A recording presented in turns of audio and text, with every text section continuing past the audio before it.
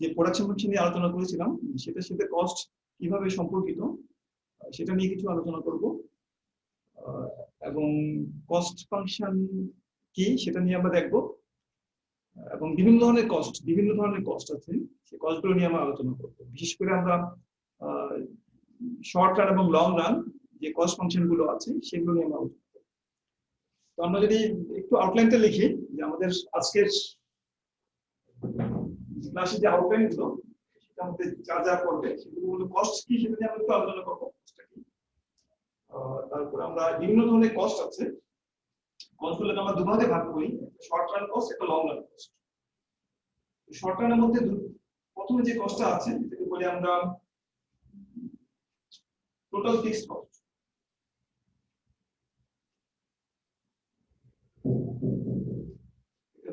এখানে বলা হয় টিএফসি, টোটাল ফিক্সড কস্ট। দুই নম্বর আসছে আমাদের এভারেজ ফিক্সড কস্ট।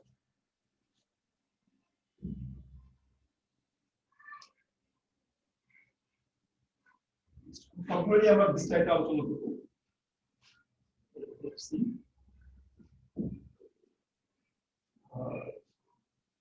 থার্ড যে কস্ট আছে সেটাকে বলবো আমরা টোটাল ভেরিয়েবল কস্ট।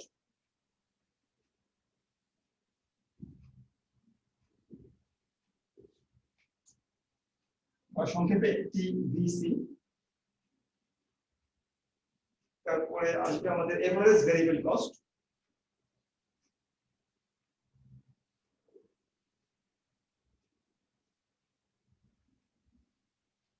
সংক্ষেপে এবিসি।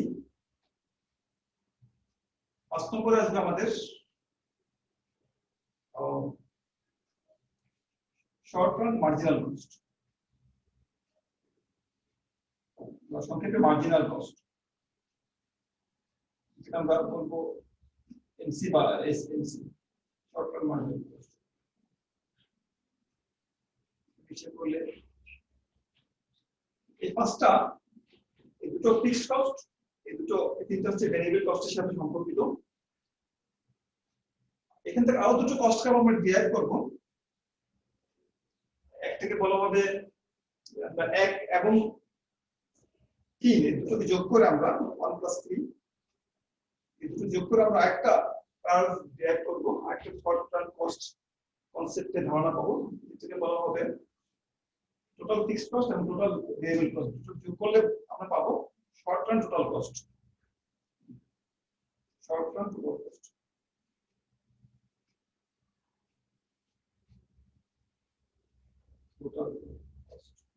বা সংক্ষেপে এসটিসি। 7 নম্বরে আমরা এই 2 এর সাথে 4 যোগ করে একটা কস্ট কার্ভ পাবো, যেটাকে বলা হবে short run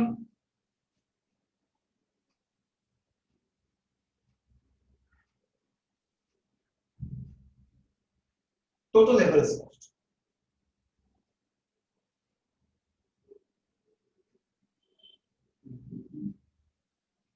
total average cost সংক্ষেপে S T AC, short run total average cost. এগুলো হচ্ছে আমাদের শর্ট রান কস্টগুলো, শর্ট রানের সাথে সম্পর্কিত। আমরা শর্ট রানটা কি ব্যাখ্যা করব পরে, কিন্তু বলতে পারি আমরা শর্ট রান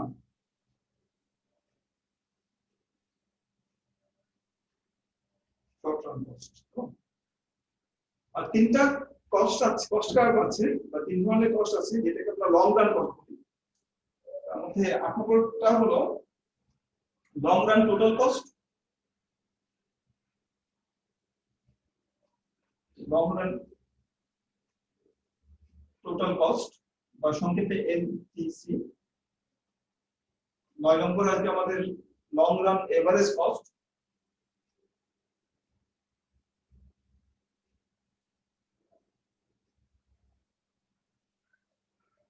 বা সংক্ষেপে এলএসি। এবং শেষ যে কার্ভটা আছে কস্ট কনসেপ্টটা আছে সেটা হলো আমাদের লং রান মার্জিনাল কস্ট।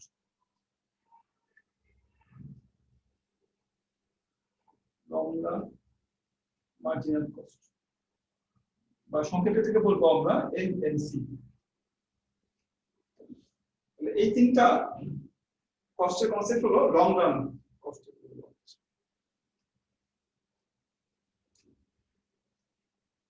এই যে একটা ফার্ম যে বিভিন্ন উপকরণ ব্যবহার করে উৎপাদন করে, যার মাধ্যমে আমরা প্রোডাকশন ফাংশনকে দেখিয়েছিলাম।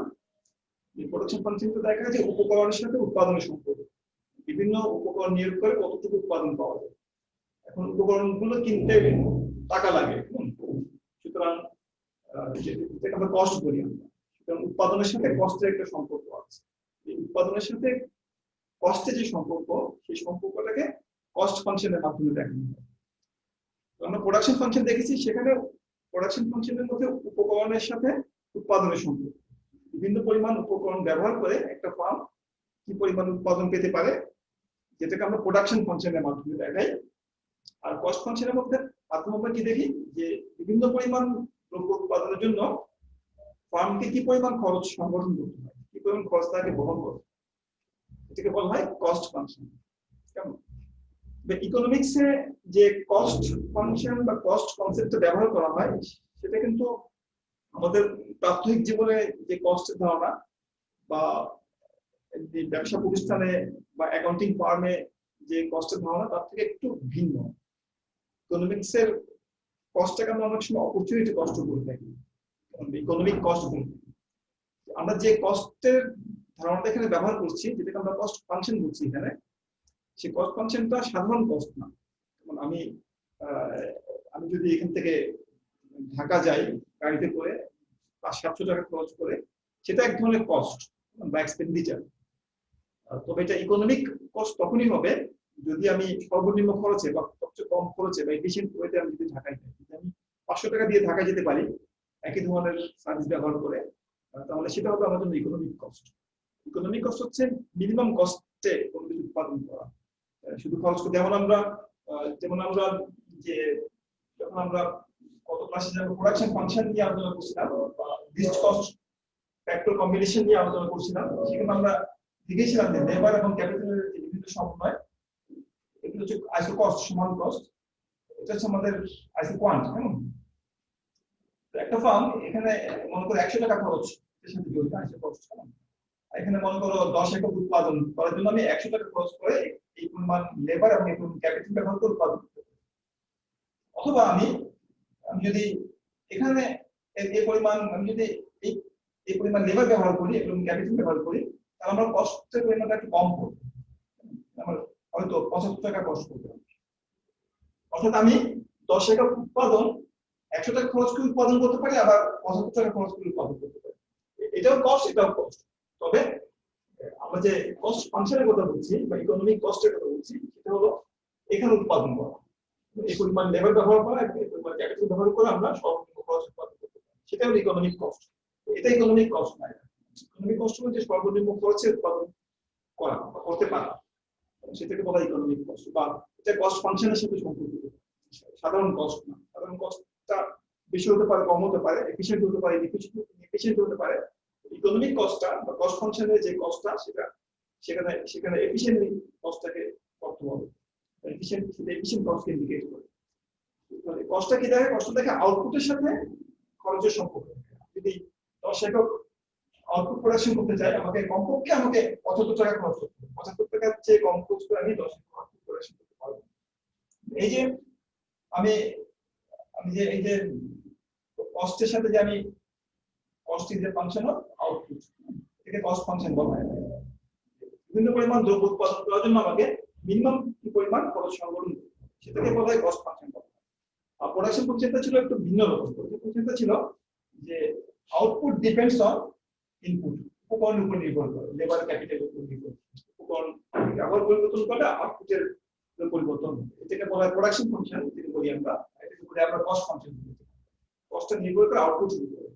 আউটপুট যদি পরিবর্তন করা হয়, তাহলে আমরা minimum required cost of producing that output should also change, which is shown by a cost function. Cost function বা এই যে কস্ট, ইকোনমিক কস্ট, সেই কস্ট ফাংশন বিভিন্ন ধরনের হয়, বিভিন্ন প্রকারের হয়।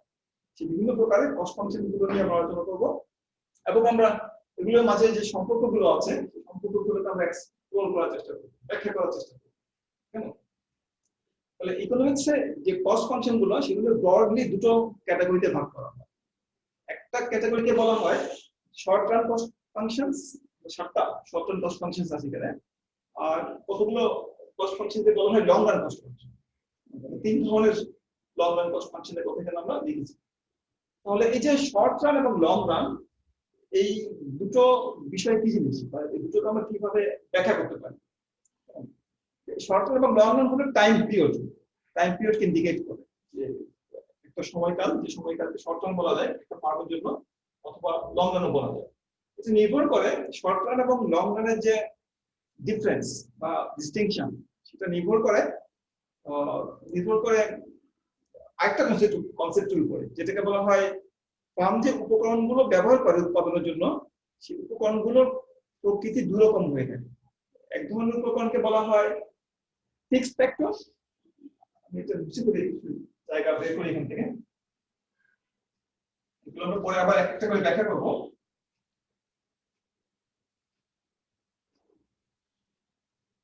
আমরা দু ধরনের উপকরণ ব্যবহার করি উৎপাদনের জন্য। এক ধরনের উপকরণকে বলা হয় ফিক্সড ফ্যাক্টর, আর এক ধরনের উপকরণকে বলা হয় ভেরিয়েবল ফ্যাক্টর। সুতরাং শর্ট রান এবং লং রান এই দুটো বিষয়কে বোঝার জন্য আমাদেরকে বুঝতে হবে আগে যে ফিক্সড ফ্যাক্টর কি এবং ভেরিয়েবল ফ্যাক্টর কি, সেটা প্রথমে বুঝতে হবে। তারপর আমরা বুঝতে পারবো যে শর্ট রান এবং লং রানটা কি জিনিস। ফিক্সড ফ্যাক্টর হলো ফার্ম যখন উৎপাদন করে তখন কিছু কিছু উপকরণকে ফার্ম পরিবর্তন করতে পারে না। কিছু কিছু উপকরণ ফার্মকে অবশ্যই ব্যবহার করতে হয়, সেটা পরিমাণকে পরিবর্তন করা ফার্মের পক্ষে সম্ভব হয় না একটা নির্দিষ্ট সময়কালে। এই উপকরণগুলোকে বলা হয় ফিক্সড ফ্যাক্টর। যেমন একটা টেইলর ফার্ম যে কাপড় প্রডিউস করে, তাকে হয়তো একটা দোকান ভাড়া করতে হয়, একটা মেশিন কিনতে হয়। কেমন? তো সে যদি উৎপাদন নাও করে, সে যদি কাপড় নাও বানায়, তাহলেও তাকে দোকান ভাড়া দিতে হবে, ইলেকট্রিসিটি বিল দিতে হবে। কেমন? এবং সে মেশিনটা কিনেছে, সেই মেশিনটার ব্যয়টাও তাকে বহন করতে হবে। এই এই উপকরণগুলোকে বলি আমরা ফিক্সড ফ্যাক্টর। শর্ট রান, এখন short run versus long run, এই দুটো বিষয় সম্পর্কে জানার জন্য আমাদের আমরা বলছি যে শর্ট রানে কিছু কিছু উপকরণ থাকে, অ্যাটলিস্ট একটা উপকরণ থাকে ফিক্সড ফ্যাক্টর অস্তিত্ব থাকে এখানে,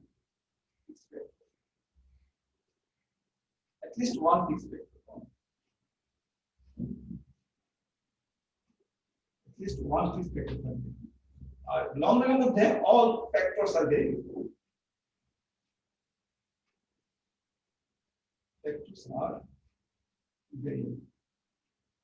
অর্থাৎ একটা ফার্ম যদি উৎপাদন পরিবর্তন করতে চায়, সে যদি তার সকল উপকরণকে পরিবর্তন করতে সক্ষম হয়, তাহলে আমরা বলবো যে টাইম পিরিয়ডে এটা সম্ভব, সেই টাইম পিরিয়ডকে বলি আমরা লং। শর্ট টার্ম হচ্ছে এমন একটা টাইম পিরিয়ড যে টাইম পিরিয়ডে ফার্মের অ্যাটলিস্ট একটা উপকরণ ফিক্সড থাকবে, একটা উপকরণকে সে পরিবর্তন করতে পারবে না। অন্ততপক্ষে বেশিও পরিবর্তন করতে নাও পারে, কিন্তু অন্ততপক্ষে সে একটা উপকরণকে পরিবর্তন করতে সক্ষম হবে না। যে সময়কালে সম্ভব না একটা উপকরণ পরিবর্তন করা, অর্থাৎ যে সময়কালে একটা উপকরণ কমপক্ষে ফার্মের জন্য ফিক্স থাকবে, সেই সময়কালটাকে বলি আমরা শর্ট টার্ম টাইম পিরিয়ড। সুতরাং এটার সাথে ক্যালেন্ডার টাইম পিরিয়ডের কোনো সম্পর্ক নেই। শর্ট টার্মটা 1 মাসে হতে পারে, 1 বছর হতে পারে, 5 বছর হতে পারে, 5 দিনও হতে পারে, যে কোনো কিছু হতে পারে শর্ট টার্ম। যেমন একটা ছোট ফার্ম, যেমন যে টেইলরিং ফার্মের কথা বললাম, তার জন্য হয়তো শর্ট টার্ম 1 বছর হতে পারে বা 6 মাস হতে পারে। সে যদি দেখে তার কাপড়ের ডিমান্ড নাই দীর্ঘদিন ধরে, তাহলে সে টেইলরিং বিজনেস ছেড়ে দিয়ে বা বাসাটা ছেড়ে দিয়ে সে অন্য কোনো বিজনেস শুরু করতে পারে। তার জন্য তখন 6 মাস বা 1 বছর সময় যদি সে হাতে পায়, তাহলে সে উৎপাদন পরিবর্তনের সাথে সে কি করতে পারে, তার এই যে ফিক্সড ফ্যাক্টর গুলো আছে সেগুলো সে ভেরিয়েবল করে ফেলতে পারে। এই যে 6 মাস সময়, যে সময় তার পক্ষে বিল্ডিং কে বাড়ানো কিংবা কমানো সম্ভব, নতুন বিল্ডিং ভাড়া দেওয়া সম্ভব, তারপর বিল্ডিং গুলো বিক্রি করে কন্ট্রাক্টটা রিমুভ করা সম্ভব, সেই সময়কাল থেকে বলি আমরা শর্ট টার্ম পিরিয়ড। ওই ফার্মের জন্য শর্ট। কিন্তু কিছু কিছু ফার্ম আছে যেমন জেনারেল মোটরস, যারা গাড়ি প্রডিউস করে ইন্টারন্যাশনালি, তাদের জন্য হয়তো শর্ট টার্ম অনেক বড় হতে পারে। তাদের কন্ট্রাক্ট থাকে, দীর্ঘমেয়াদী কন্ট্রাক্ট থাকে বিভিন্ন ফার্মের সাথে, বা তাদের বড় বড় প্ল্যান থাকে যেগুলোতে তারা ইচ্ছে করলেই 1 বছরের মধ্যে সেগুলো বিক্রি করতে পারে না। তাদের জন্য হয়তো 5, 6, 7 বছর হতে পারে এই শর্ট টার্ম পিরিয়ড। কারণ এই সময়ের মধ্যে 5, 6 বছরের মধ্যে তারা প্ল্যান গুলো বিক্রি করতে পারে না, বা তাদের সাথে যে কন্ট্রাক্ট থাকে বিভিন্ন কোম্পানি, সেগুলোকে তারা রিমুভ করতে পারে অল্প সময়ের মধ্যে। সুতরাং শর্ট টার্ম এবং লং রান এটা ফার্ম টু ফার্ম ভ্যারি করবে। কোন কোন ফার্মে শর্ট রান 1 মাস হতে পারে, কোন কোন ফার্মে শর্ট রান 3 বছর হতে পারে। আর শর্ট রানের বেশি সময়টাকে বলি আমরা লং রান, যে সময় ফার্ম তার সকল উপকরণকে পরিবর্তন করতে পারে।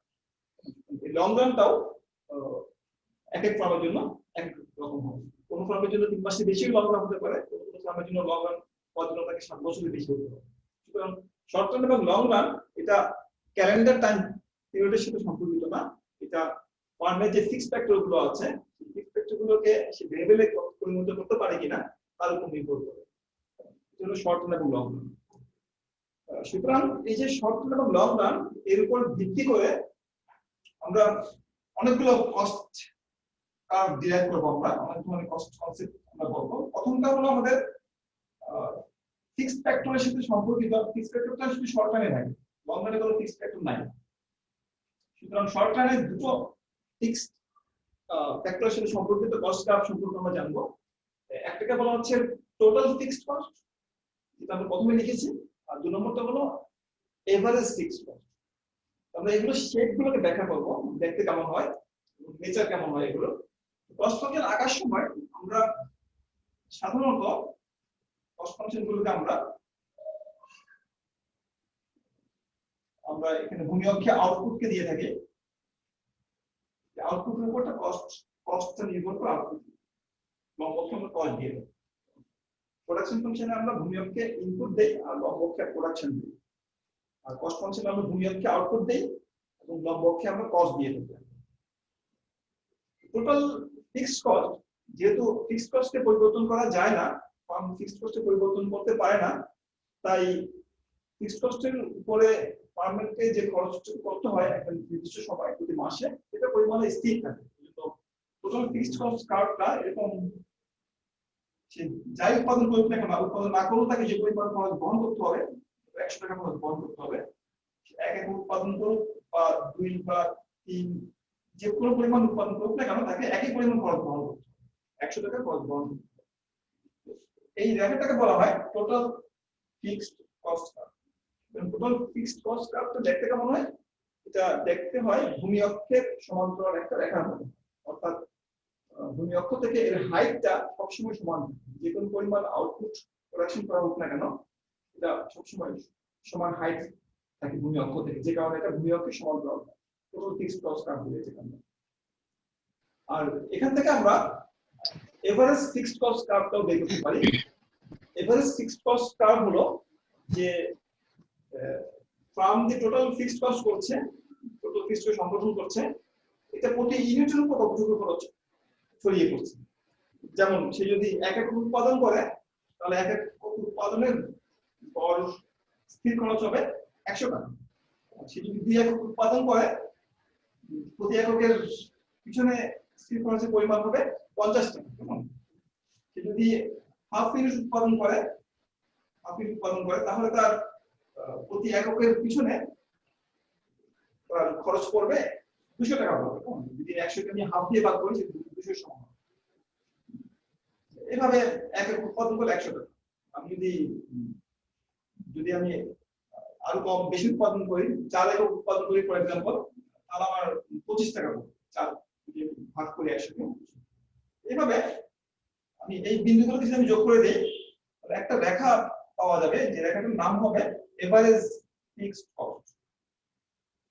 এভারেজ ফিক্সড কস্ট আমাদের দেখায় যে বিভিন্ন একক উৎপাদন যদি করা হয়, উৎপাদনের পরিমাণ পরিবর্তন করা হলে প্রতি একক উৎপাদনের পিছনে কতটুকু স্থির খরচ থাকে, জড়িত থাকে, সেটাকে বলি আমরা এভারেজ ফিক্সড কস্ট।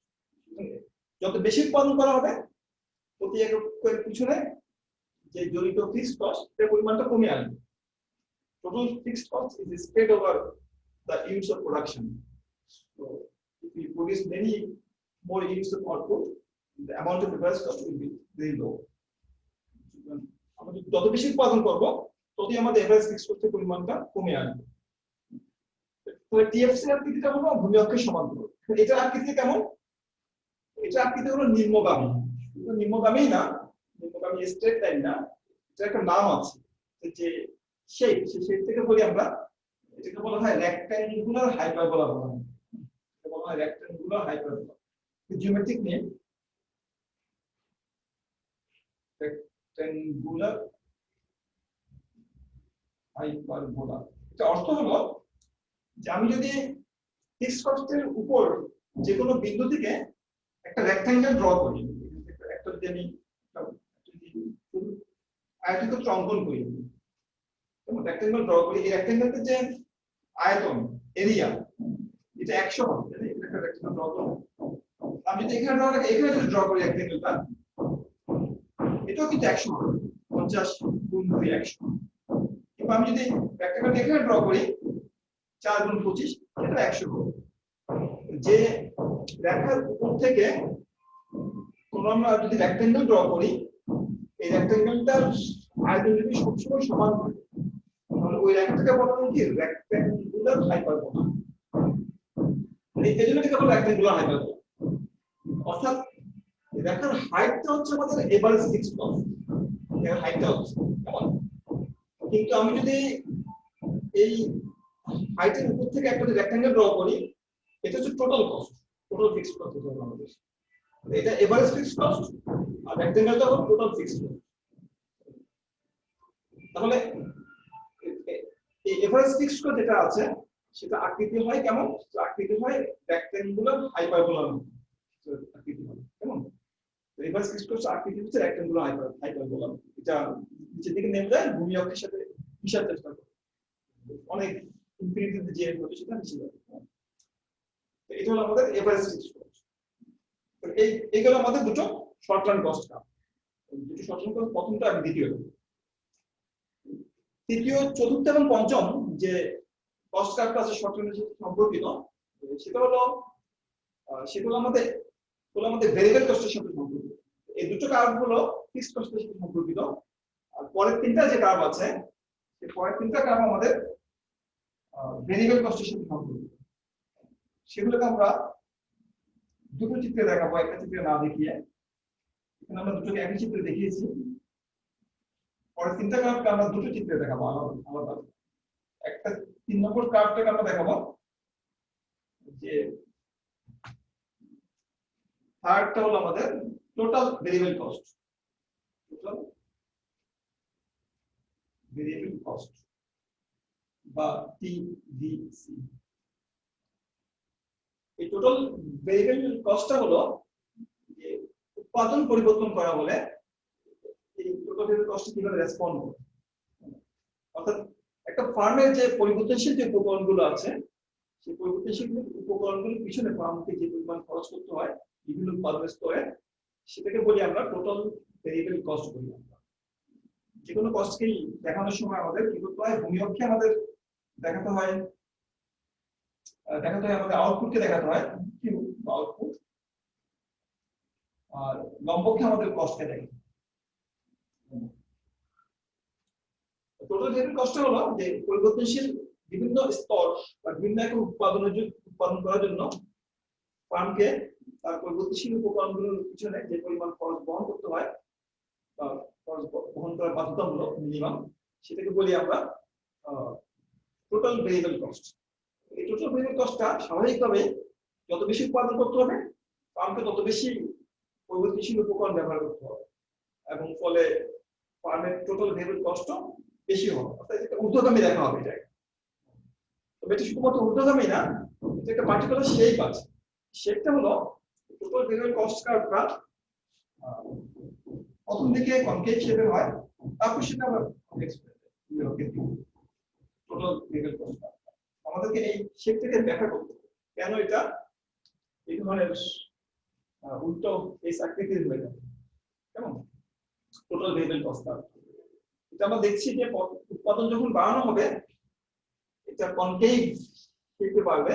কনকেভ শেপে বাড়ার অর্থ হচ্ছে যে এটা ক্রমহ্রাসমান হারে বাড়ছে, খরচটা ক্রমহ্রাসমান হারে বাড়ছে, তারপরে এক পর্যায়ে সেটা ক্রমবর্ধমান হারে বাড়ছে।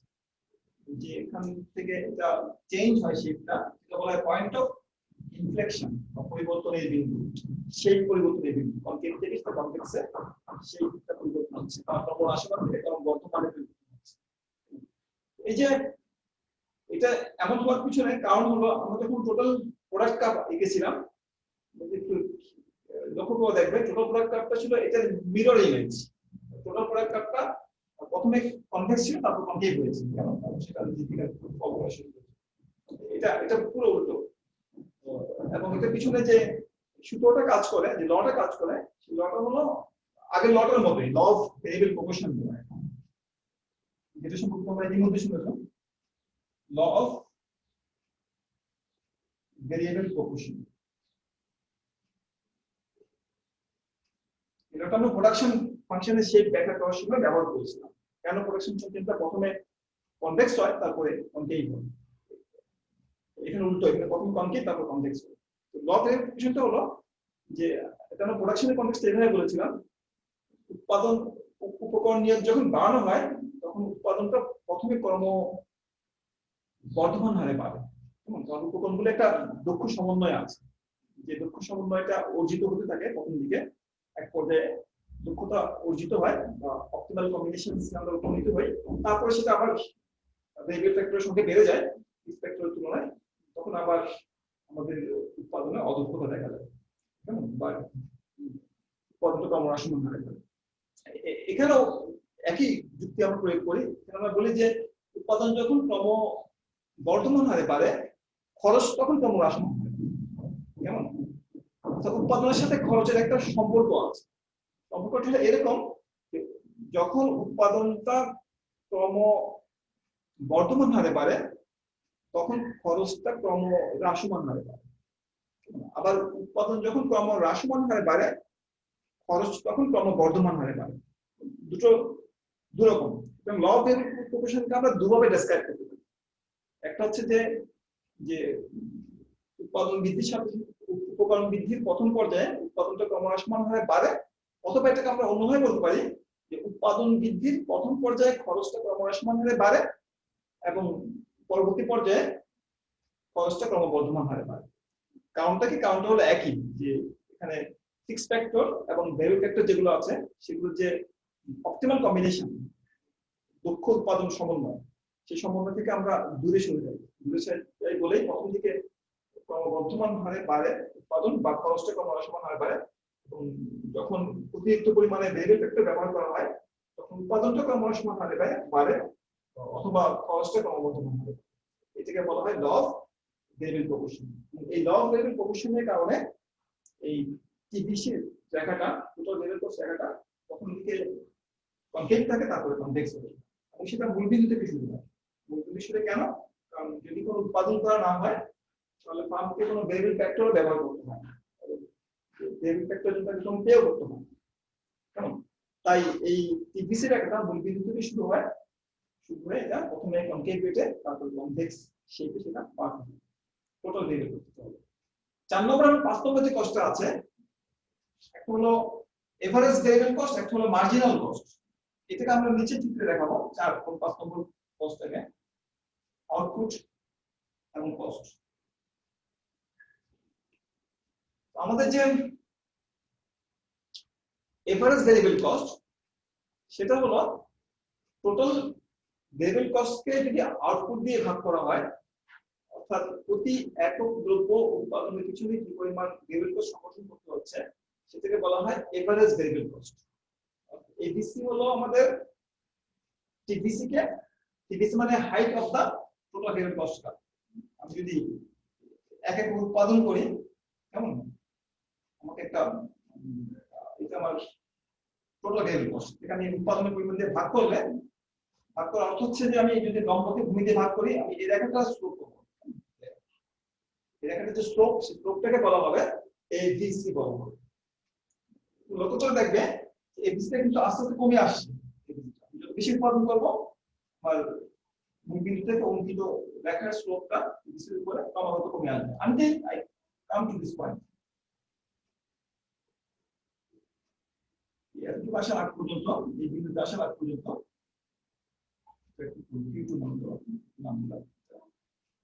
আমার গড় খরচটা কম দেখবেন। আমি যে রেখাগুলো আঁকছি, রেখাগুলো স্লোপটা কম থাকে, তারপর সেটা বাড়া শুরু করে।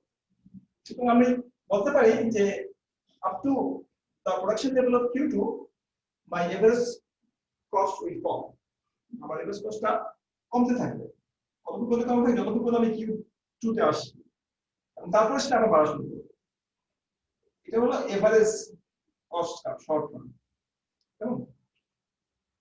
শর্ট টার্ম এভারেজ কস্ট হলো যে টোটাল ভেরিয়েবল কস্টকে আমরা আউটপুট দিয়ে ভাগ করি, যার অর্থ হলো প্রতি একক দ্রব্য উৎপাদনের পিছনে কি পরিমাণ ভেরিয়েবল কস্ট সংগঠন করতে হচ্ছে, আমরা টিভিসি বাই কিউ রেশিও দিয়ে প্রকাশ করছি। সেটা হচ্ছে শর্ট টার্ম এভারেজ কস্ট। এবং এই শর্ট টার্ম এভারেজ কস্টটা প্রথম দিকে নিম্নগামী থাকে। কেমন? এই যে উপকরণ ভেরিয়েবল ফ্যাক্টর যখন বাড়ানো থাকে, ফিক্সড ফ্যাক্টরের সাথে কম্বিনেশনটা বেটার হয়, কস্ট কমতে থাকে। তারপরে সেটা যখন কম্বিনেশনটা যখন উল্টো হয়ে যায়, ভেরিয়েবল ফ্যাক্টরের পরিমাণটা যখন বেশি হয়ে যায়, তখন আমাদের সেটা বাড়া শুরু করে, এভারেজ কস্টটা বাড়া শুরু করে। তাই এই এভারেজ কস্টের শেপটা হচ্ছে কি রকম? ইউ আকৃতি। why average short term average কস্টটা বেশি? এর কারণটা হলো যে উৎপাদন বৃদ্ধির প্রথম পর্যায়ে ফিক্সড ফ্যাক্টরের পরিমাণটা তুলনামূলকভাবে বেশি থাকে, রিলেটিভলি বেশি থাকে ভেরিয়েবল ফ্যাক্টরের তুলনায়। যখন উৎপাদন বৃদ্ধি করা হয়, ভেরিয়েবল ফ্যাক্টরের পরিমাণ বাড়তে থাকে, তখন ভেরিয়েবল ফ্যাক্টর এবং ফিক্সড ফ্যাক্টরের কম্বিনেশনটা বেটার হতে থাকে, যেটাকে আমরা ল অফ ভেরিয়েবল ডিভিশনের মাধ্যমে বর্ণনা করছি। এবং এই কম্বিনেশনটা বেটার হওয়ার কারণে আমাদের গড় খরচটা কমে আসে। কিন্তু এক পর্যায়ে যখন ভেরিয়েবল ফ্যাক্টরের পরিমাণটা বেশি হয়ে যায়, খুব বেশি হয়ে যায় ফিক্সড ফ্যাক্টরের তুলনায়, তখন আবার আমাদের অপটিমাল কম্বিনেশনটা নষ্ট হয়ে যায় এবং আমাদের গড় খরচটা বাড়তে শুরু করে। এই কারণে এই এভারেজ কস্ট কার্ভটা ইউ আকৃতি হয়ে যায়। এটা আমাদের এভারেজ কস্ট। সেকেন্ড কনসেপ্টটা কেমন? আর এটা আমাদের 1 নম্বর টলার, 3 নম্বর কনসেপ্ট আমাদের, এটা আমাদের 4 নম্বর কনসেপ্টটা। 5 নম্বরটা হচ্ছে আমাদের marginal cost, short term marginal cost. Marginal cost হচ্ছে আমাদের লাস্ট ইউনিটের কস্ট। লাস্ট ইউনিট উৎপাদন করার জন্য কি পরিমাণ খরচ সম্ভব এই ভেরিয়েবল ফ্যাক্টরের পিছনে। তো লাস্ট ইউনিটের পিছনে খরচটাকে আমরা অনেক সময় একটু ডিফারেন্টলি বর্ণনা করি, স্লোপ হিসেবে দেখানোর জন্য, যে উৎপাদন যদি 1 একক বাড়ানো হয়, খরচ কত পরিমাণ বাড়ে, প্রথম ইউনিট কতটুকু বাড়ে, সেটাকে বলা হয় কি মার্জিনাল কস্ট বলা হয়। কেমন? একক যদি অত্যন্ত ছোট হয় এককগুলো যদি, তাহলে এই দুটো লাস্ট ইউনিটের প্রোডাকশন কস্ট এবং 1 একক উৎপাদন বৃদ্ধির খরচের মধ্যে কোনো পার্থক্য হয়। মার্জিনাল কস্ট হলো যদি উৎপাদনকে যে কোনো স্তর থেকে 1 ইউনিট বাড়ানো হয়, তাহলে খরচ কতটুকু বাড়বে। এটাকে আমরা অনেক সময় স্লোপ হিসেবে প্রকাশ করি, যে টোটাল কস্টের যদি 1 থেকে সামান্য উৎপাদন বাড়াই, আমার খরচ কতটুকু বাড়বে। এই যে স্লোপ, টোটাল ভেরিয়েবল কস্টের যে স্লোপ, সেই স্লোপটাকে বলা হয় মার্জিনাল কস্ট। ঠিক আছে? এবং তোমরা লক্ষ্য করে দেখবে যে এই মার্জিনাল কস্ট কিন্তু প্রথম থেকে কমে আসছে, কমতে কমতে এখানে এসে স্থির হবে, তারপর সেটা বাড়তে শুরু করবে মার্জিনাল কস্ট। সুতরাং এই পয়েন্ট অফ ইনফ্লেকশন পয়েন্ট পর্যন্ত, যতক্ষণ পর্যন্ত এটা কনকেভ আছে, ততক্ষণ পর্যন্ত স্লোপটা কমছে। কেমন?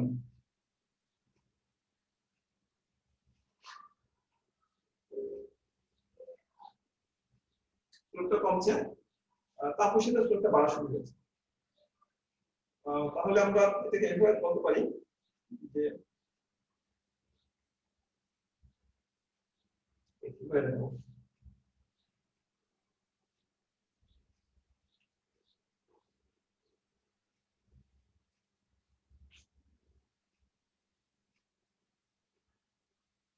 এটা বলছি আমরা শর্ট টার্ম মার্জিনাল কস্ট।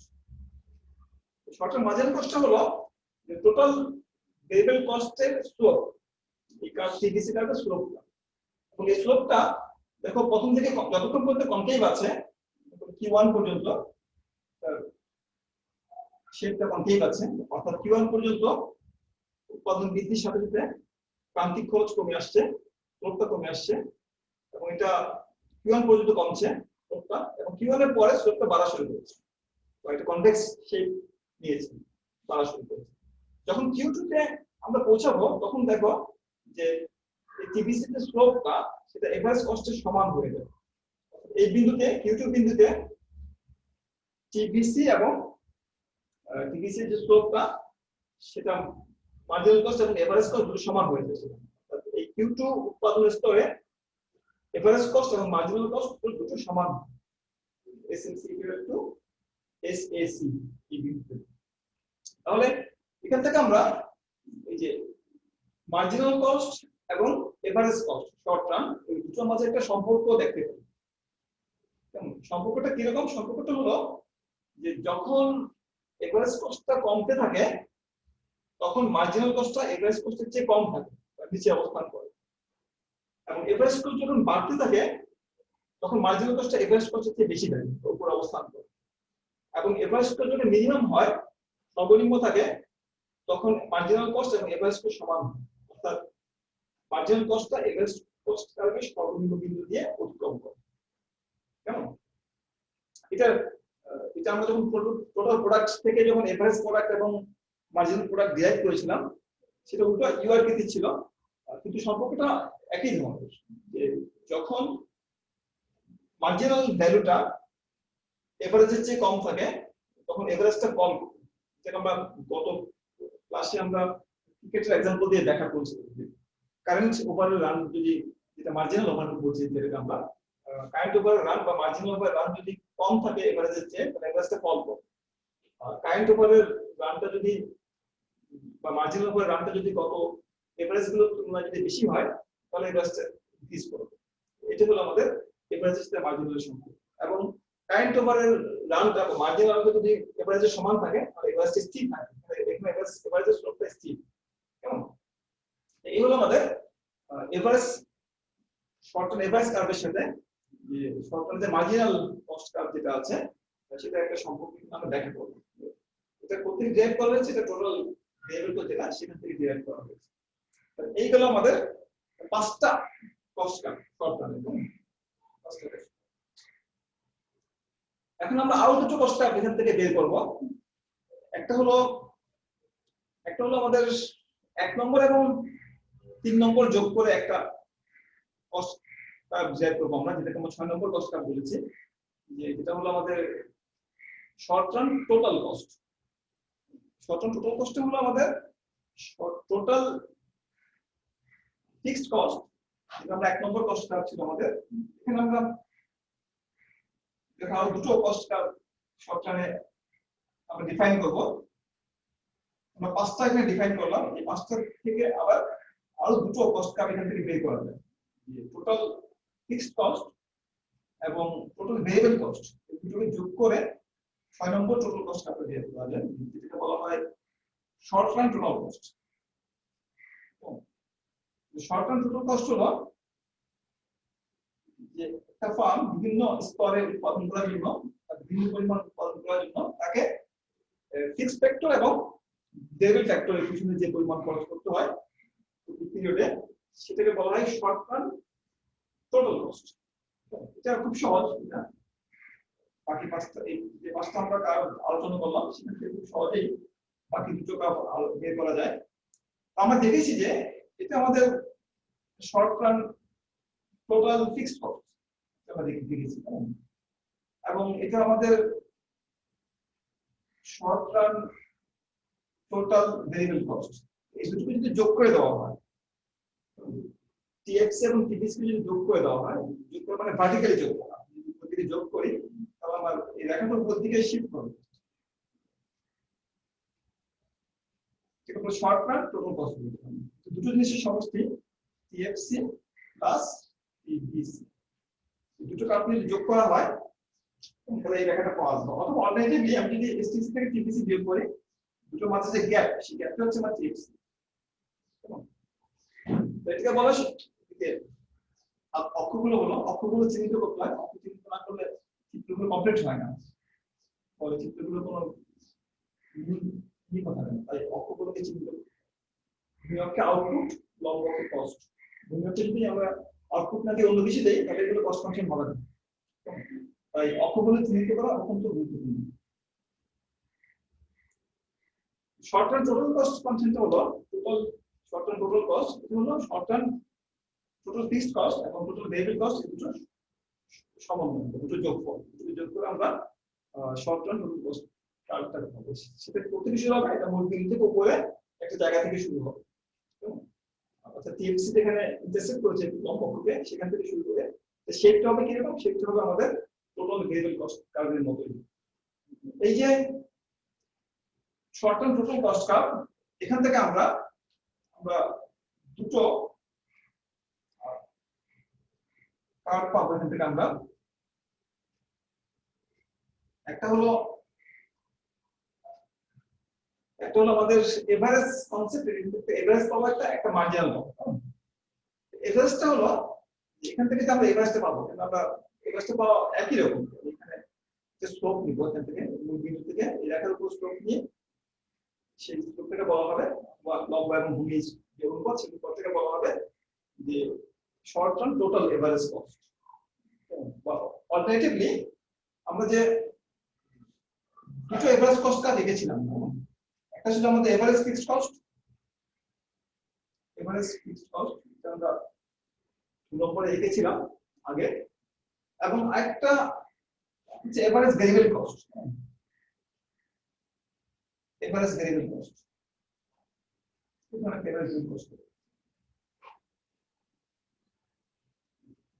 এই দুটোকে যদি যোগ করে দিই আমরা, এই দুটোকে যদি আমরা সাম করি দিকে, এভারেজ ফিক্সড কস্ট এবং এভারেজ ভেরিয়েবল কস্ট, এটা হচ্ছে এভারেজ কস্টের সর্বনিম্ন বিন্দু, মনে করো Q0। আমি যদি এখন এই দুটোকে যোগ করি, দুটো এফসি এর সাথে এবিসি যোগ করা হয়, তাহলে আরেকটা এভারেজ কস্ট কার্ভ পাওয়া যাবে, যেটাকে বলা হবে short term total average cost, total of fixed and average variable cost, এই দুটো কস্ট। ওই সেটা শেপ কেমন হবে, সেটা শেপ হবে তখন যে প্রথম দিকে এভারেজ ফিক্সড সবসময় কমে, এটা কখনো বাড়বে না, কিন্তু এভারেজ ভেরিয়েবল কস্টটা একটা নির্দিষ্ট পর্যায় পর্যন্ত কমে, তারপর সেটা বাড়তে শুরু করে। যেহেতু দুটোই কমছে এখানে আমাদের, সুতরাং আমাদের দুটোকে যোগ করে যদি আমি একটা কার্ভ পাবো, এখানে একটা কার্ভ পাবো, সব দুটো একটু ডানে হবে। কেন হবে সেটা দেখে বুঝছি আমি। এই দুটো যোগ করা হলে, এফসি এবং এবিসি যোগ করা হলে যে কার্ভটা পাওয়া যাবে সেটাকে বলা হবে short term total average cost. ঠিক আছে, এটা দুটো যোগফল, average fixed cost plus average variable cost. এটা শেপটা আমাদের ব্যাখ্যা করতে হবে, কেন এটা শেপটা এরকম হলো। এটা শেপ ইউআকৃতির, হলো এর সাথে একটা পার্থক্য আছে, যে এবিসি কার্ভ যেটা আমরা আঁকলাম সেটার সাথে পার্থক্য আছে। মূল পার্থক্যটা হলো যে এবিসি রেখার যে সর্বনিম্ন বিন্দু, সেটা এসটিএসি রেখা বা short term total average cost curve রেখার সর্বনিম্ন বিন্দু আগে আসে, কেমন বা বামে অবস্থান করে। টোটাল এভারেজ কস্টের সর্বনিম্ন বিন্দুটা এভারেজ কস্ট ভেরিয়েবল কস্টের সর্বনিম্ন বিন্দু ডানে অবস্থান করে, অর্থাৎ এটা অনেক দূর পর্যন্ত ফল করে, তারপর সেটা বাড়তে শুরু করে। আর এবিসি রেখাটা ফল করে এবং আরো আগেই বাড়তে শুরু করে। এর কারণটা হলো যে প্রথম দিকে এভারেজ ভেরিয়েবল কস্ট কমছে এবং এভারেজ ফিক্সড কস্ট কমছে, ফলে দুটো সম্মিলিত প্রভাবে এভারেজ টোটাল এভারেজ কস্ট কমছে। এই কিউ0 কিন্তু পরে দেখো এফসি কিন্তু কমছে আমাদের, এবিসি কখনো বাড়ে না, কিন্তু এবিসি কিন্তু ধীরে ধীরে বাড়া শুরু করেছে, ফলে একটা বাড়ছে একটা কমছে। এখন দুটো যে নেট ইফেক্ট, এই নেট ইফেক্টটা প্রথম দিকে নেগেটিভ থাকে, অর্থাৎ এটা যে রেটে কমছে, আমরা তো 3% রেটে কমছে, কারণ আর এটা কমতে কমতে এক পর্যায়ে 0 তে পৌঁছানো, 0 পরে সেটা একটু করে বাড়া শুরু করবে, 0.1%, 0.2% বা 0.3% করে বাড়া শুরু করবে। এটা একটা কনস্ট্যান্ট রেটে ফল করে, যেহেতু এটা কনস্ট্যান্ট রেটে ফল করে 3% বা 4% রেটে, এটা যেহেতু সর্বনিম্ন বিন্দুতে পৌঁছানোর পরে প্রথম দিকে খুব ধীর গতিতে বৃদ্ধি পায়, সে কারণে দুটোর যে নেট ইফেক্ট, সেই নেট ইফেক্টটা হয় নেগেটিভ, অর্থাৎ এটার ফোর্সটা বেশি থাকে, কিন্তু এটা যে রেটে বাড়ছে এটা তার চেয়ে কম রেটে কমছে, যে কারণে আমাদের দুটো সম্মিলিত প্রভাবে এই এসটিএস এর রেখাটাও কমতে থাকে। কিন্তু একটা পর্যায়ে আসে যে পর্যায়ে এই বিসি রেখাটা বৃদ্ধির হারটা বেড়ে যাবে এবং আস্তে আস্তে আগের চেয়ে বেশি রেটে বাড়বে। তখন থেকে যে রেটে বাড়ছিল তার চেয়ে বেশি রেটে বাড়বে, এবং এই বৃদ্ধির হারটা এই এএফসির চেয়ে বেশি হয়ে যায় বলেই যখন থেকে বেশি হচ্ছে নেট ইফেক্টটা যখন পজিটিভ হয়, এবিসি বৃদ্ধির হারটা এএফসি কমার হারের চেয়ে যখন বেশি হয়, তখন এই এসটিএস রেখাটা ঊর্ধ্বগামী শুরু করে। এবং এই দুটো রেখার মাঝখানে যে পার্থক্য, সেই পার্থক্যটা আমাদের এই এএফসি কে ইন্ডিকেট করে, বা ফিক্সড কস্ট কে ইন্ডিকেট করে। তাহলে এই হলো আমাদের short term average cost curve গুলো, বা শর্ট টার্ম যে কার্ভ গুলো আছে, সেই এটাকে বলছি আমরা আমাদের 6 নম্বর কার্ভটা, এই দুটো থেকে পাওয়া গেল। আর এটা হলো আমাদের 7 নম্বর কার্ভ। এই 7টা হলো আমাদের শর্ট, 5টা আমরা আগে গেছি আর দুটো আমরা এখন আসবো। এই 7টা কার্ভ হলো শর্ট টার্ম কার্ভের সাথে সম্পর্কিত। এখন আমরা এগুলো হচ্ছে short term cost curve. Short term cost curve, short টার্মে দুটো ফিক্সড কস্ট আছে, তিনটা হচ্ছে ভেরিয়েবল কস্ট, আর দুটো ফিক্সড এবং ভেরিয়েবলকে কম্বাইন করে আরো দুটো কার্ভ তৈরি করা যায়। শর্ট টার্ম টোটাল কস্ট, একটা short term average total cost, total average cost. এইগুলো আমাদের শর্ট টার্ম কস্ট কার্ভের প্রকৃতিগুলো কেমন হয়, সম্পর্কগুলো আমরা এখানে দেখলাম। এখন আমরা যে প্যারামিটার লং রান কার্ভ গুলো আছে সেগুলো সম্পর্কে একটু আলোচনা করব। ফার্মের আমরা তিন প্রকারের লং রান কার্ভ কথা বলেছি আমরা। একটা হচ্ছে লং রান টোটাল কস্ট, একটা হলো লং রান এভারেজ কস্ট, আর একটা হলো লং রান মার্জিনাল কস্ট। আমরা দেখাবো কিভাবে এই শর্ট রান কার্ভ গুলো থেকে আমরা লং রান কার্ভ গুলো পেতে পারি, এবং লং রান যে কার্ভ গুলো আছে সেগুলোর সাথে শর্ট রান কার্ভ গুলোর সম্পর্ক কেমন, বা লং রান একটা কার্ভের সাথে লং রান অন্য কার্ভের সম্পর্ক কেমন, সেটা আমরা দেখানোর চেষ্টা করি। এগুলোকে বলা হচ্ছে লং রান কস্ট কার্ভ। কেমন লং রানটা ডেফিনিশনটা হলো এরকম যে লং রানে কোনো কিছুই স্থির না, সবকিছু পরিবর্তনশীল। একটা ফার্ম তার পছন্দ মতো উপকরণ সম্পূর্ণ চুজ করতে পারে, সবগুলো উপকরণকে সে পরিবর্তন করতে পারে। ফার্মের কাছে কোনো রেস্ট্রিকশন নাই, সময় টাইমের পরিমাণটা এত বেশি আমাদের কাছে, ইচ্ছে করলে যে কোনো পরিমাণ উপকরণ বের করতে সক্ষম। ফার্মের কোনো ফিক্সড ফ্যাক্টর নাই লং রান। তাহলে এই লং রানে ফার্মে যে কার্ভ গুলো আছে, সেই লং রানে আমি যদি টোটাল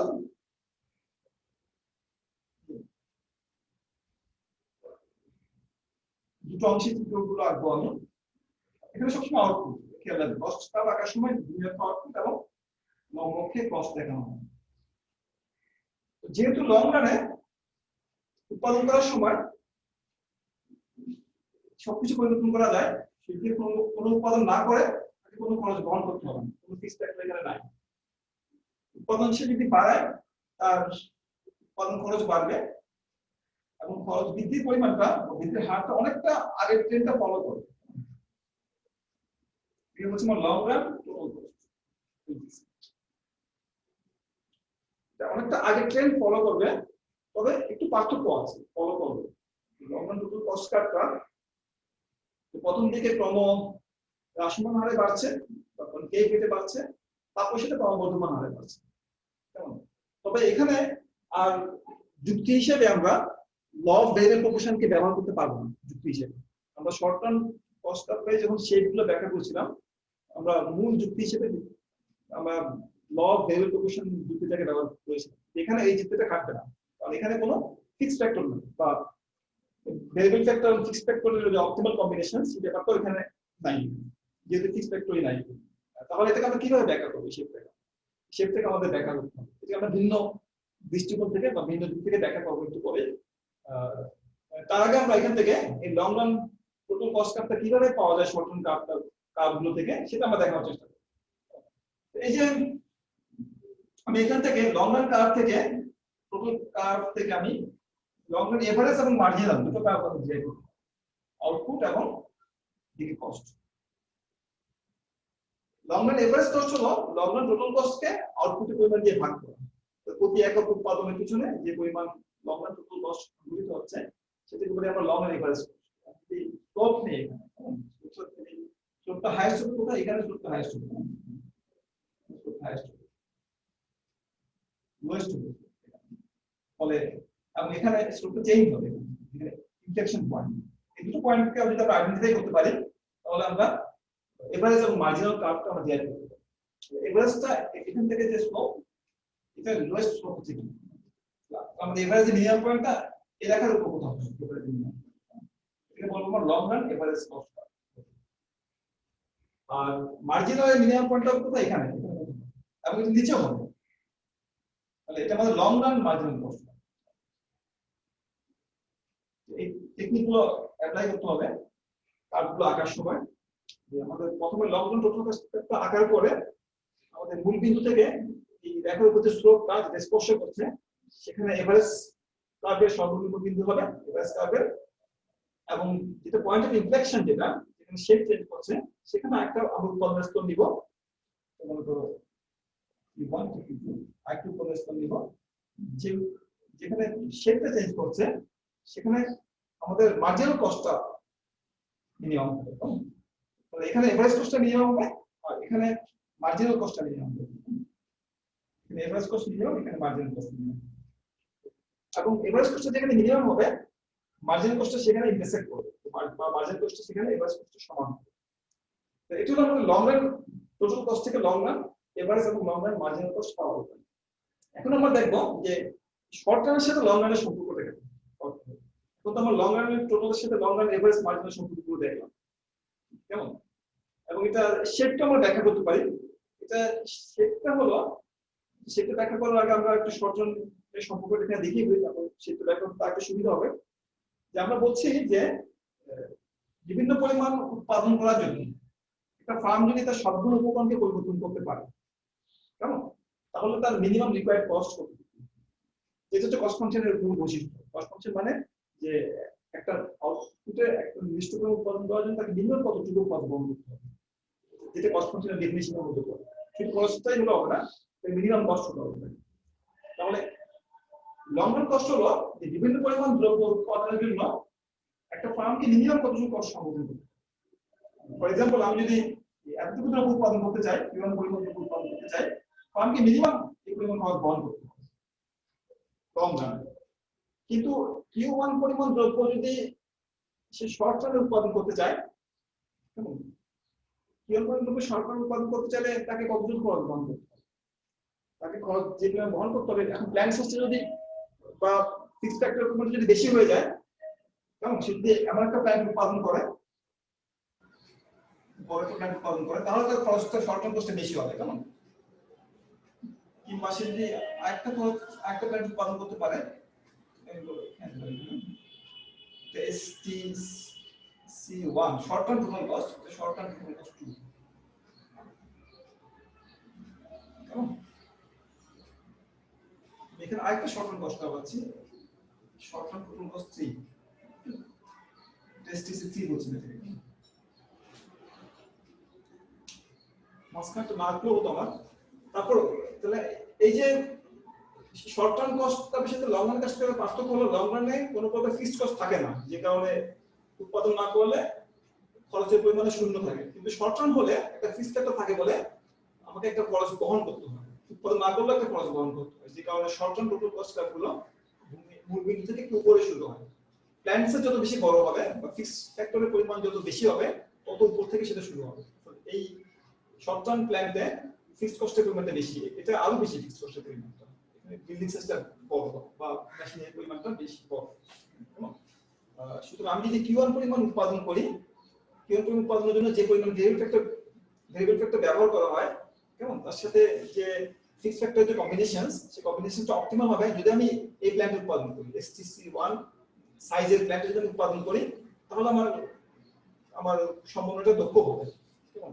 আমাকে লং রানে যদি আমাকে সুযোগ দেওয়া হয়, আমাকে যদি সবগুলো উপকরণ পরিবর্তনের সুযোগ দেওয়া হয়, আমি যদি ফিক্সড ফ্যাক্টরগুলোকে পরিবর্তন করতে পারি, তাহলে আমি এই প্ল্যানটা আমি চুজ করব, এই ফিক্সড ফ্যাক্টরটা আমি চুজ করব কেমন করব, এবং আমার লং রান এবং শর্ট রান কস্ট দুটো সমান হবে। তো লং রান কস্ট কার্ভের উপরের যে বিন্দুগুলো আছে সেই বিন্দুগুলো কোনো না কোনো শর্ট টার্ম কস্ট কার্ভ সাথে সেটা সম্পর্কিত, একটা না একটা শর্ট টার্ম কস্ট কার্ভ সেটাকে স্পর্শ করে, এবং শর্ট টার্ম কস্ট কার্ভ গুলো এই লং রান কস্ট কার্ভের উপর অবস্থান করে। এই জন্য অনেক সময় থেকে বলা হয় যে এনভেলাপ বলা হয়, envelope of the short term cost curves, আবৃত করে রাখে, এনভেলাপ করে রাখে।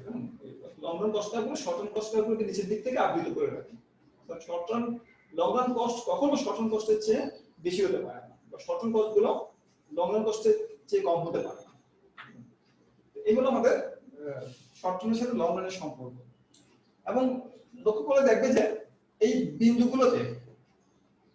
বিন্দুগুলোতে আমাদের average cost, short term average cost এবং লং এভারেজ কস্ট সমান।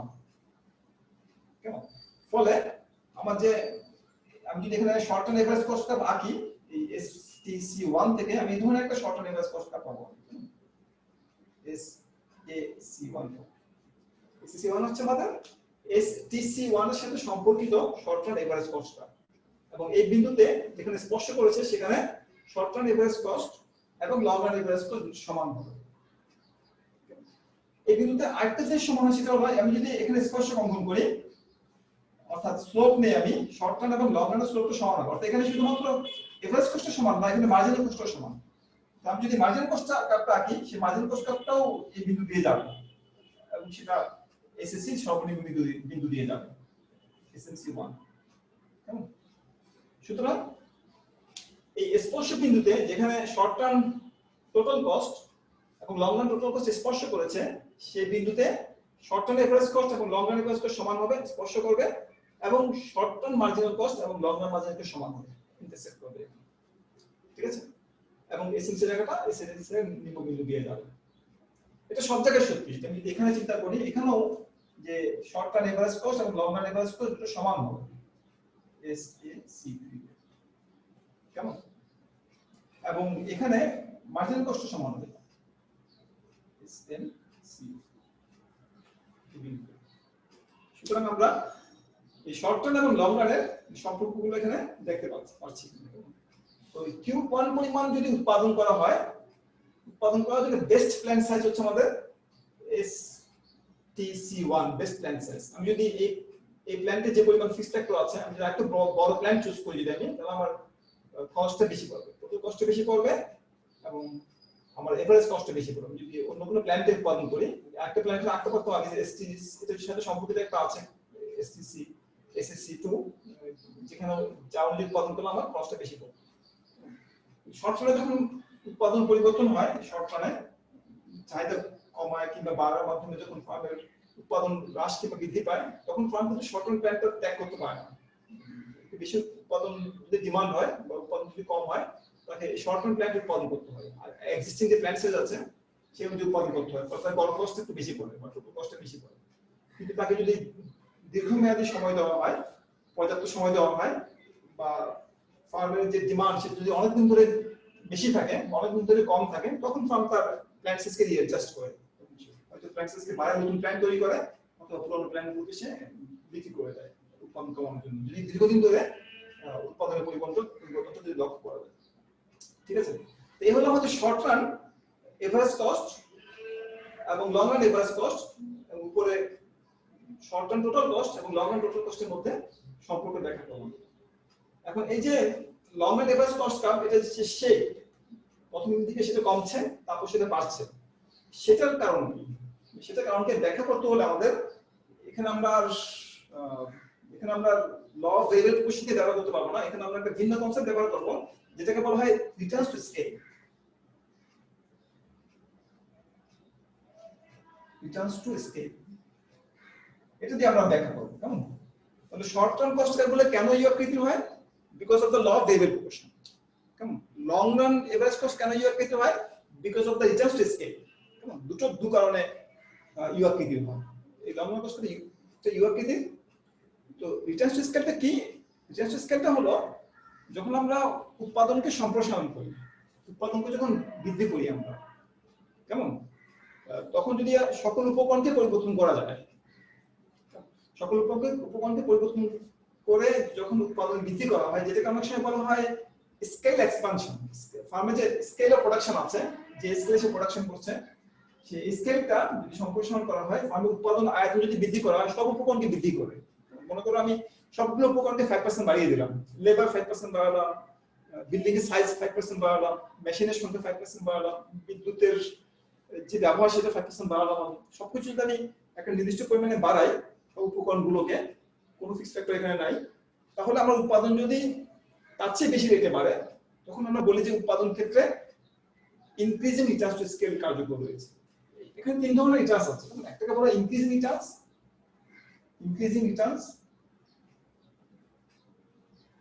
একটা হলো ডিক্রিজিং রিটার্নস, একটা বলা হয় কনস্ট্যান্ট রিটার্নস। তিন ধরনের রিটার্নস টু স্কেল আছে। ইনক্রিজিং রিটার্নস টু স্কেল হলো যখন উপকরণগুলোকে বাড়ানো হয়, কেমন, উৎপাদন যদি তার চেয়ে বেশি হারে বাড়ে। যে আমরা যে আইসো পয়েন্ট সম্পর্কে পড়েছিলাম, এখানে ছোট ছোট আকারে দেখাচ্ছি চিত্রগুলোকে। এই যে লেবার এবং ক্যাপিটাল এবং এই যে আইসো পয়েন্ট, যেখানে উৎপাদনের পরিমাণ দেখানো হয়, কেমন 10, আমি 5 একক ক্যাপিটাল এবং 5 একক লেবার দিয়ে আমি 10 একক আউটপুট পাচ্ছি। আমি যদি এটাকে 5 থেকে 10 এ নিয়ে দ্বিগুণ করে দিই আমি লেবার এবং ক্যাপিটালকে, আমার উৎপাদন যদি 3 গুণ হয়ে যায়, তখন আমি বলবো যে আমার উৎপাদন ক্ষেত্রে ইনক্রিজ রিটার্নস টু স্কেল কার্যকর হয়েছে। আমি উপকরণগুলোকে 5% হারে বাড়াচ্ছি, কিন্তু আমার উৎপাদন আমার দ্বিগুণের চেয়ে বেশি হারে বাড়ছে। উপকরণগুলোকে দ্বিগুণ করছি, কিন্তু উৎপাদনটা আমার দ্বিগুণের চেয়ে বেশি হারে বাড়ছে। তখন আমি বলবো যে আমার উৎপাদনে ইনক্রিজ রিটার্নস টু স্কেল কার্যকর হয়েছে। আর যদি এমন হয় যে আমি উপকরণগুলোকে দ্বিগুণ বাড়ালাম, কিন্তু আমার উৎপাদনটা যদি 5 থেকে 10 করলাম, 10 থেকে 15 হলো, তাহলে বলবো যে আমার উৎপাদন ক্ষেত্রে ডিক্রিজিং রিটার্নস টু স্কেল কার্যকর হয়েছে। আর যদি এটা 5 থেকে 10 করলাম উপকরণগুলোকে, আর এটা 10 থেকে 20 হলো, তাহলে আমি উপকরণগুলোকে যে রেটে বাড়ালাম, উৎপাদনও সেই একই রেটে বাড়লো, তখন বলবো আমি উৎপাদন ক্ষেত্রে কনস্ট্যান্ট রিটার্নস টু স্কেল কার্যকর হয়েছে।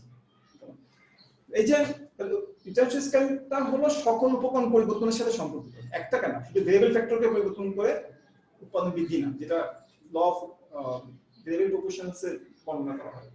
রিটার্নস টু স্কেল আমরা কি করি, সবগুলো উপকরণকে পরিবর্তন করি। সবগুলো উপকরণকে যদি আমি একটা নির্দিষ্ট রেটে বাড়াই, যেটাকে অনেক সময় বলা হয় স্কেল এক্সপানশন, অর্থাৎ যে স্কেল উৎপাদন করছে সেই স্কেলটাকে বাড়িয়ে দেওয়া হয়।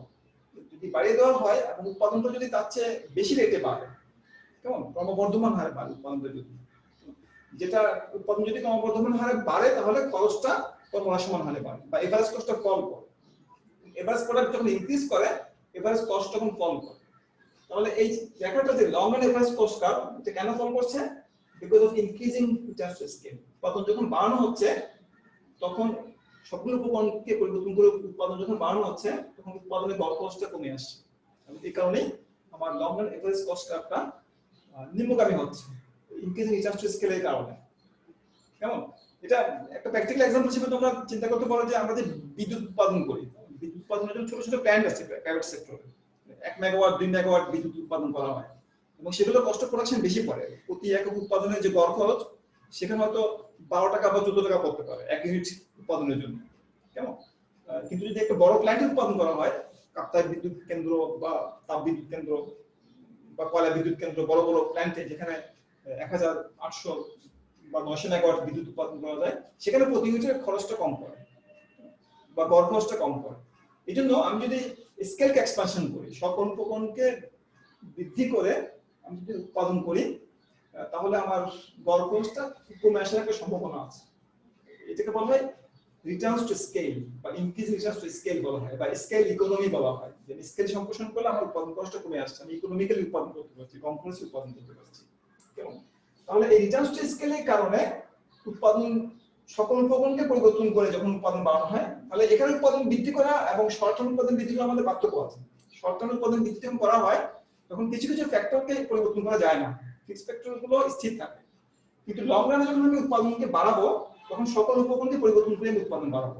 সকল উপকরণকে পরিবর্তন করে উৎপাদন যখন বাড়ানো হয়, বা লং রানে উৎপাদন যখন বাড়ানো হয়, তখন প্রথম দিকে উৎপাদন বৃদ্ধির প্রথম দিকে উৎপাদন খরচটা ক্রমাগত কমে আসে, গড় খরচটা কমে আসে, গড় উৎপাদন খরচটা, যে কারণে লং রান এভারেজ কস্ট কার্ভটা ডাউনওয়ার্ড স্লোপিং হয়, কেমন, বা ডিক্রিজিং হয়।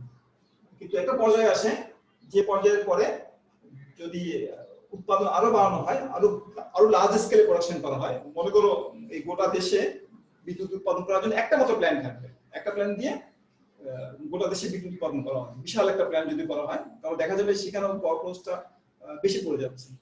কেমন? অর্থাৎ সবকিছু একটা অপটিমাল সাইজ আছে, সবকিছু সেই অপটিমাল সাইজের চেয়ে কম সাইজ উৎপাদন করা হলেও গড় খরচ বেশি পড়ে, অপটিমাল সাইজের চেয়ে বেশি সাইজ উৎপাদন করা হলেও গড় খরচ বেশি পড়ে। সেই অপটিমাল সাইজ তার দিকে সবাই যেতে চায়। অপটিমাল সাইজ যখন উৎপাদন করা হয়, একটা একটা যেটা আমরা কি বলবো, ব্যালেন্সিং কন্ডিশন, যে সকল উপকরণগুলোর সমন্বয়ে একটা ব্যালেন্সিং কন্ডিশন আছে বা একটা দক্ষ সমন্বয় আছে। কেমন? বা এই উৎপাদন স্তরে একটা উৎপাদন বিভিন্ন রকম দ্রব্য উৎপাদন স্তরের জন্য, বিভিন্ন স্তরের দ্রব্য উৎপাদনের জন্য একটা অপটিমাল প্ল্যান সেট আছে বা অপটিমাল কম্বিনেশন আছে, যেটাকে বলা হয়, এটাকে বলা হয় এফিশিয়েন্ট স্কেল বলা হয়। এখানে যখন উৎপাদন করা সর্বনিম্ন খরচে যখন উৎপাদন করা হবে লং রানে, আমরা বলি যে স্কেল উৎপাদন করা হচ্ছে সেটা হচ্ছে এফিশিয়েন্ট স্কেল। এফিশিয়েন্ট স্কেল এরপরে যখন উৎপাদন কার্য সম্প্রসারণ করা হবে, তখন প্রবলেম দেখা দিবে। তখন নানা ধরনের বিশেষ করে কোঅর্ডিনেশন প্রবলেম বা ম্যানেজমেন্ট প্রবলেম। এত বেশি বড় একটা মাত্র প্ল্যান দিয়ে যদি সারা দেশে বিদ্যুৎ সরবরাহ করা হয়, সেখানে দেখা যাবে যে এখানে যারা কাজ করছে, বড় স্কেলে কাজ হচ্ছে, যেখানে কোঅর্ডিনেশন প্রবলেম দেখা দিচ্ছে বা ম্যানেজমেন্ট ফেলিওর হচ্ছে, সেখানে যে কারণে উৎপাদন খরচটা বেড়ে যাওয়ার একটা সম্ভাবনা থাকবে। তাই এটা বলা হয় ডিক্রিজিং চার্জ স্কেল থেকে বলি আমরা, কেমন? বা স্কেল ডিসইকোনমি বলি। যে তাহলে উৎপাদন বৃদ্ধির প্রথম দিকে সকল উপকরণ পরিবর্তন করে, অর্থাৎ স্কেল এক্সপানশন যদি করা হয় ফার্মের, তাহলে গড় খরচ প্রথম দিকে কমে আসে, যেটাকে বলি আমরা স্কেল ইকোনমি বা ইনক্রিজিং চার্জ স্কেল। একটা পর্যায়ে সর্বনিম্ন পর্যায়ে যখন পৌঁছছে, তখন বলি আমরা এফিশিয়েন্ট স্কেল, এফিশিয়েন্ট উৎপাদন করা হচ্ছে। তারপরে যদি আমরা উৎপাদন আরো বৃদ্ধি করি, আরো বড় স্কেল উৎপাদন করার চেষ্টা করি, তখন আমরা বলবো যে সেখানে স্কেল ডিসইকোনমি কাজ করছে, কেমন? বা ডিক্রিজিং চার্জ স্কেল কাজ করছে। এর মাঝামাঝি একটা পর্যায়ে আছে, যদি একটা ফ্ল্যাট পোরশন আমরা চিন্তা করি, মাঝামাঝি একটা পর্যায়ে আছে, যে পর্যায়ে উপকরণ বা স্কেলটা এক্সপ্যানশন করলেও আমার গড় খরচে কোনো পরিবর্তন হয় না। ফ্ল্যাট যদি হয়, ফ্ল্যাট পোরশন চিন্তা করি আমরা, তাহলে আমরা এই ধরনের কনস্ট্যান্ট চার্জ স্কেল সেই ধরনের অস্তিত্ব পাবো আমরা। অর্থাৎ কনস্ট্যান্ট চার্জ স্কেলের ক্ষেত্রে আমি স্কেল বাড়ালে কিংবা কমালো আমার গড় খরচে কোনো পরিবর্তন হবে না, কেমন? তাহলে এটা হলো আমাদের লং রান কস্ট কনসেপ্ট। তাহলে এখানে আমরা কি দেখলাম? এখানে আমরা বিভিন্ন ধরনের কস্ট ফাংশন বা বিভিন্ন ধরনের কস্ট কনসেপ্ট নিয়ে আমরা আলোচনা করলাম। শর্ট রানে 7 ধরনের কস্ট ফাংশন নিয়ে আলোচনা করলাম এবং লং রানে 3 ধরনের কস্ট ফাংশন নিয়ে আলোচনা করলাম। আমরা মূলত এখানে আমরা 3 ধরনের কস্ট নিয়ে আলোচনা করছি। একটা টোটাল কস্ট, একটা হলো এভারেজ কস্ট, একটা হলো মার্জিনাল কস্ট। কেমন? এই তিনটা আবার এই বিভিন্ন রানের সাথে জড়িত। শর্ট রানের সাথে জড়িত আছে এই এভারেজ কস্ট, মার্জিনাল কস্ট এবং টোটাল কস্ট, এবং লং রানের সাথে এগুলো জড়িত আছে, total cost, average cost, marginal cost. এবং এগুলোর মাঝে একটা সম্পর্ক আছে, বিশেষ করে এভারেজ এবং মার্জিনালের সাথে সম্পর্কটা জানা গুরুত্বপূর্ণ। এবং শর্ট রানের সাথে লং রানের একটা সম্পর্ক আছে, সেই সম্পর্কটাকে আমরা এখানে ব্যাখ্যা করলাম। এই লং রান কার্ভটা শর্ট রান গুলোকে নিচের দিক থেকে আবৃত করে রাখে। শর্ট রান কস্ট কখনো লং রানের চেয়ে কম হতে পারে না, তাই না? এই হলো আমাদের শর্ট টার্ম এবং লং রানের কস্ট কার্ভগুলোর আলোচনা।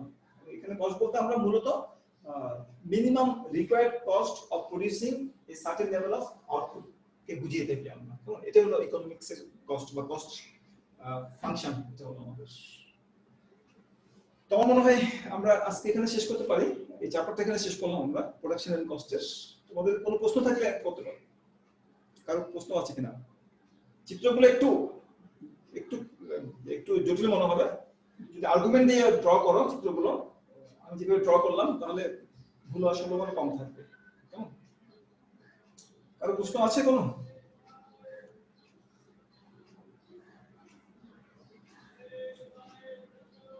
নাই মনে হচ্ছে প্রশ্ন, নাকি? নাকি তোমরা আসো সবাই? কয়জন আছো তোমরা? ইয়েস স্যার, আছে স্যার। আছি স্যার। আচ্ছা ঠিক আছে, আমি তো স্ক্রিন বোর্ডে আমি বোর্ডে দিয়ে দিচ্ছি, সে কারণে আমি দেখতে পাচ্ছি না কাউকে। তাহলে কি আমি শেষ করছি এখানে? Yes sir. আগামী ক্লাসটা হবে তোমাদের 22 তারিখে, তাই না? 22 তারিখে আগামী ক্লাসটা নিব, তারপর এক সপ্তাহ একটা ব্রেক দিব পূজার বন্ধ হিসেবে, অনেকের পূজা থাকবে। তো আগামী 22 তারিখে ক্লাস নেব, নেওয়ার পর আমরা পরের সপ্তাহে একটা ব্রেক দেব। Okay sir. তারপর আমরা আবার তাহলে তোমাদের নেক্সট ক্লাসে 22 তারিখে আমি লিংক পাঠিয়ে দিব তোমাদেরকে, কেমন? ঠিক আছে, তাহলে আজকে এতটুকুই। সকলকে ধন্যবাদ। আসসালামু আলাইকুম স্যার।